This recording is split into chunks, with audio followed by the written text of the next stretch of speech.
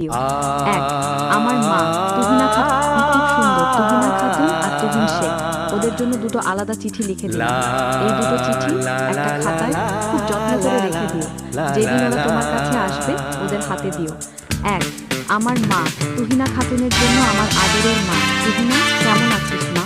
বাবা তোকে ছাড়া একটা রাতও ঘুমাতে পারি না। তোর ছোট ছোট চুলের ফিতেটা, তোর জামাটা এখনো আমার কাছে আছে। জানিস মা, ঘরটা এখন খুব ফাঁকা লাগে। আগে তুই বাবা বলে ডাকতিস, এখন সেই ডাকটা আর শুনি না। খুব কষ্ট হয় মা। তুই যেখানেই থাকিস ভালো থাকিস, মন দিয়ে পড়াশোনা করিস। কখনো বাবার কথা ভুলে গেছিস। বাবা তোকে জীবন বাবার কথা মনে পড়লে তুই সারা জীবন।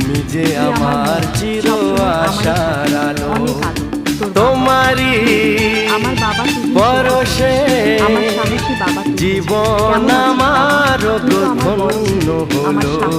তুই ছোটবেলায় আমার চির আশার আলো, তুমি যে আমার চির আশার আলো।